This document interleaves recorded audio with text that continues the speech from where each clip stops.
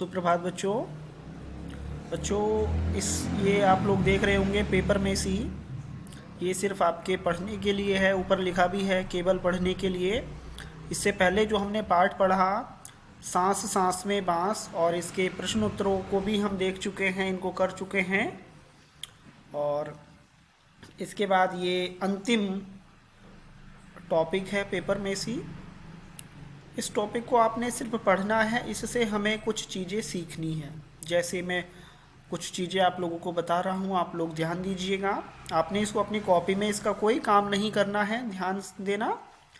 Paper Messi होता क्या है, आप समझें इस चीज़ को कि कागज़ से तरह तरह की आकृतियाँ, खिलौने, सजावट के लिए झालर, झड़ियाँ आदि तो तुमने खूब बनाई होंगी, पर कभी मूर्ति बनाई है कागज़ से? हाँ भाई, कागज़ से भी मूर्ति बनाई जा सकती है। इस कला को अंग्रेजी में पेपर मेसी कहा जाता है। कागज़ से मूर्ति बनाने की 4 विधियां हैं। इन विधियों के बारे में कुछ मूल बातें यहाँ बताई जा रही हैं। तो देखिए बच्चों, आप लोग अपनी किताब में देख रहे होंगे कि किस तरह से, एक मिनट, हाँ यस, हाँ, कि ध्यान दीजिए कि किस तरह से यहाँ पर कागज़ को भिगोकर कागज़ से तरह तरह की मूर्तियाँ बनाई जाती हैं। आप लोगों ने राम, जो दशहरा होता है, राम और लक्ष्मण और रावण का युद्ध होता है, और फिर दशहरा वाले दिन रावण का हम लोग पुतला जलाते हैं। तो जो आपने कभी सोचा कि पुतला किस चीज़ से बनाया जाता है? तो बच्चों, जो पुतला होता है रावण का, कुंभकर्ण का, ठीक है, वो इसी कागज से बनाया जाता है। यानी कि कागजों को भिगोकर कागजों में कुछ और ऐसी चीज़ें मिलाकर, जिससे कि कागज की मोटी परत बन सके। की मोटी परत भी बनाई जाती है, और कागज को एक साथ मिला के उसको जोड़ जोड़ के गीले कागज को एक बड़ा सा रावण का पुतला बना दिया जाता है। तो हम रावण के पुतले को भी आपने देखा आप लोगों, क्योंकि वो कागज से इसीलिए बनाया जाता है क्योंकि उसमें जल्दी से आग लग सके।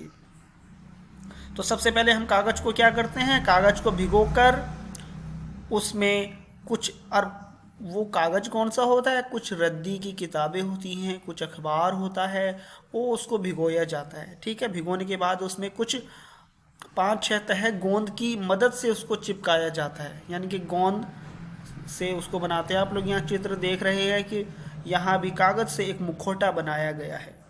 ठीक है, इस विधि से तुम मुखौटे भी बना सकते हो। अब यहाँ पे आप देख रहे हैं कि कभी कभी आपने देखा होगा कि ये शेर के पुतले आपने देखे होंगे, चेहरे के आकार का बर्तन। अब यहाँ पे देखिए कि जो लिखा हुआ है, मैं उसको पढ़ रहा हूँ, आप ध्यान दीजिएगा। तसला या बड़ा कटोरा चाहिए, इस पर ऊपर बताए तरीके से ही गोल कागज की 5-6 तरह चिपकाएं। यानी कि जो कागज की लेयर होती हैं, परत होती हैं, उनको एक साथ चिपकाया जाता है। मुखौटे पर रंग करके उसे सुंदर बना सकते हैं हम लोग। आप लोग देख रहे हैं यहाँ पे रंग बिरंगे मुखौटे हैं। ठीक है, तो यहाँ इन मुखौटों पे तरह तरह के आप रंग कर सकते हैं, जिससे कि ये सुंदर दिख सके। और यहाँ देखेंगे कागज़ की लुगदी बनाकर। अब कागज़ की लुगदी क्या होती है वो भी यहाँ लिखा है, और लुगदी में खड़िया, चौक, पाउडर मिलाकर, यानी कि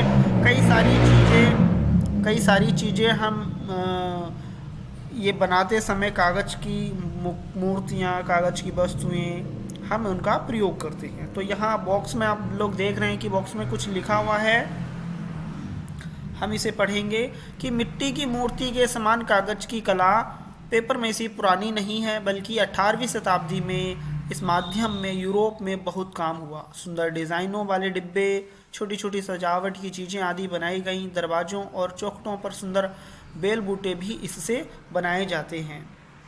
1850 के आसपास बड़े बड़े भवनों के अंदर की सजावट के लिए भी पेपर मेसी का खूब उपयोग किया जाता है।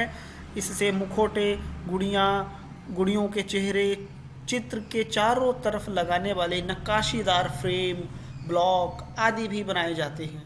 अपने यहाँ भी पेपर मेसी में मूर्तियाँ डिब्बे इत्यादि खूब बनाए जाते हैं। बिहार में मानव आकार जितनी बड़ी बड़ी मूर्तियां भी बनाई जाती हैं और उन्हें वहाँ की प्रसिद्ध चित्र शैली मधुबनी के समान रंगा भी जाता है। और बिहार में इस तरह की मूर्तियां बनाने वालों में सुभद्रा देवी का नाम प्रसिद्ध है। कश्मीर में पेपर मैसी से डिब्बे बनाने का काम बहुत सुंदर होता है।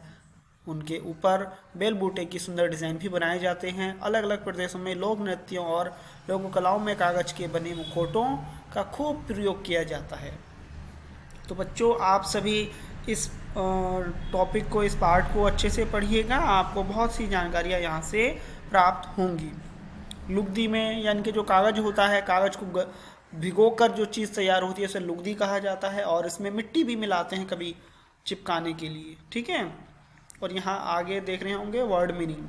तो बच्चों, शब्दकोश है ये, यहाँ आप इस शब्दकोश को आसानी से देख सकते हैं, ठीक है बच्चों।